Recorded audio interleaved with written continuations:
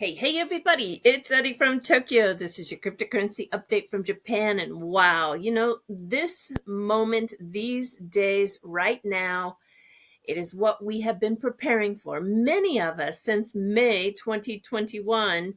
And I am in some positions with projects and communities that I've chosen because I believe I'm going to have a return on my patience.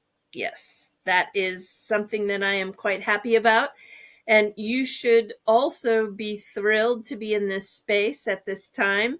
I have about 20 assets that I've placed my faith in. I don't think all of them are going to perform equally, but just 2 or 3 moonshots will be fantastic.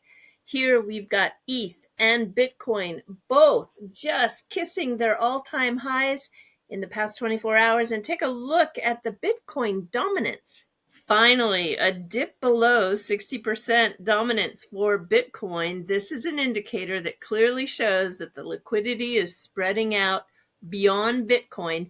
And it's very, very good to see the Bitcoin price continue to go up as the dominance goes down.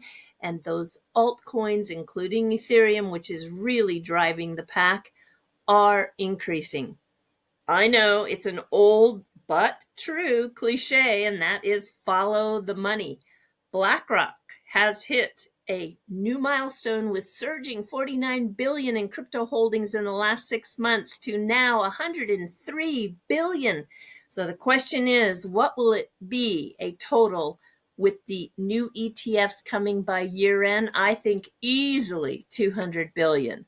And most importantly, when you're really critically thinking about this space, the U.S. Securities and Exchange Commission on July 31st announced Project Crypto, which is widely viewed as a potential catalyst for reviving ICOs in a more regulated and sustainable form. An ICO 2.0 boom would be massive, and it is not priced in. Were those hot and steamy live spaces between the XRP holders and the link holders be playing a part in the Google searches for Chainlink hitting a 3-year high? Well, go to Sentiment feed. They are tracking the action quite well. Sentiment is on X. They are a market intelligence platform with an on-chain and social metrics for 3,800 plus cryptocurrencies. Yeah, they're one of the best. I think if you are into statistics, analytics, and metrics, this is what you want to follow. Tony at Thinking Crypto had the most insightful discussion with Brian. Yeah, both those guys are some of my favorites in this space.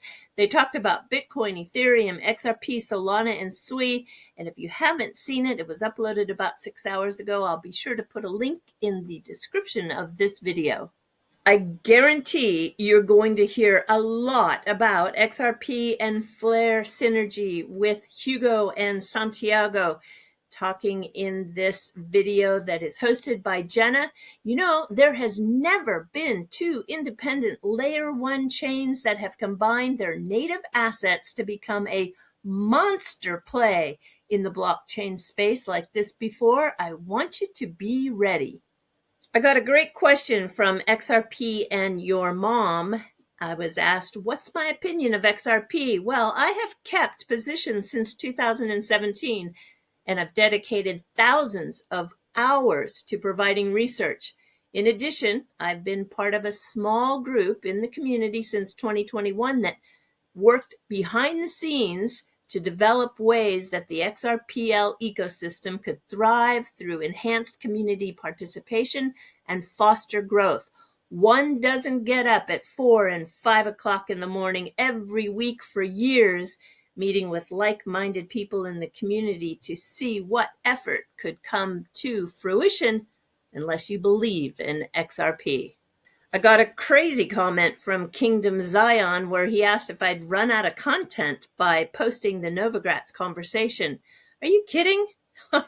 Are you really kidding? I wanted to see everybody's raw comments without me weighing in on it first. And in less than 24 hours, there are already 284 real, no spam comments that have been left in yesterday's video regarding regarding that conversation that took place between Novogratz and Brunel. Yeah, I think that John has left his comment here on X, and he hit the heart of it. Life is hard enough. We don't need to make it harder for each other. And he's talking about tribalism. For everyone in the XRP community, I want to just take you out of the bubble for a moment and see that the fintech giant Stripe, yes, is building their own blockchain. It's called Tempo, and they're doing it with the crypto VC paradigm. Big name to back this project. People were surprised when I thought that Western Union, after their acquisition of Intermex, were not going to use ODL anymore. Well, Western Union has moved to stablecoins. And in addition to that 500 million all cash acquisition they made, they also have a brand new partnership with a cross-border settlement, Zoom Rails. And they have several hundred engineers. I'll say it again, several hundred. That's like 300 plus engineers completing an AI stablecoin driven solutions for liquidity. This is one of the reasons why I think they're going in their own direction on their own rails. And I want to remind you that those rails, the RippleNet rails, which is not the mainnet public ledger, it's the fork of the XRP ledger that has been modified and they use for the Ripple payments. They have used stablecoins now for a very long time. And this acquisition that they made of the company Rail solidifies their belief that payments are going to be eaten alive by stablecoins. I've got a quick clip for you from Monica Long, the president. I want you to listen carefully where she says the next challenge is for them to increase the liquidity pairs, the liquidity currency pairs for stablecoins. Have a listen. Using a stable coin, it reduces, the volatility aspect of using native cryptocurrencies for transacting. And then you still get the benefits of a global rail, which is what blockchain is. That's 24/7. It's near free to move money across it, depending on, which blockchain you're using. When we decided to launch a Ripple dollar stablecoin, we saw two things. One, which is the reality that the stablecoin market is big and it's getting bigger and bigger. So from a few $100 billion today to growing to, 3 to 4 or 5 trillion, depending on what forecast you look at, dollars in market cap over the next few years. And that's because I think the world is really embracing and realizing the use cases for stablecoins beyond just speculative crypto asset trading.